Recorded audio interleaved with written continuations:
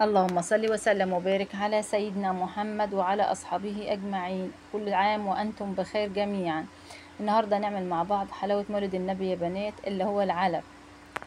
معانا نص كوباية سكر ونص كوباية مية زي ما حضراتكم شايفين، وهنسيبهم يتكرملوا. دي سهلة وسريعة وبسيطة، وهتعملي كمية حلوة بأقل حاجة.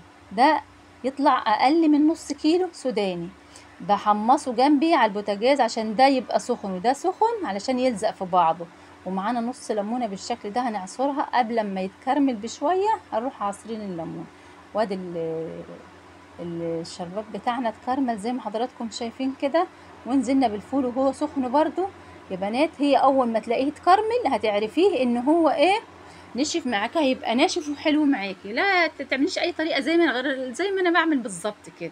وهنقلب كويس كده وهو سخن يا بنات. تجروا بسرعه بسرعه، تكونوا شغالين قوي وانتوا شغالين فيه. ليه؟ عشان اول ما برد منك مش هتعرفي تعملي حاجه. شايفين مولع نار وانا بعمل فيه اهو. هنقطع وهو سخن برضو بسرعه بسرعه، عشان لو نشف معاكي مش هتعرفي تعمليه. وهنا معانا ربع كيلو سمسم. ربع كيلو سمسم يا بنات زي ما حضراتكم شايفين كده.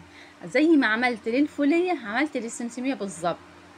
نزلت بيهم على الشربات زي ما حضراتكم شايفين على الكراميل. خلينا في الكراميل. على الكراميل زي ما حضراتكم شايفين كده، وقطعناه. وادي شكل الحلويات اللي عملناها يا بنات. والله خطيره خطيره. تعملوا كميه كبيره وكميه حلوه. لو عجبكم الفيديو حطوا لايك وحطوا شير. وكل عام وانتم بخير جميعا.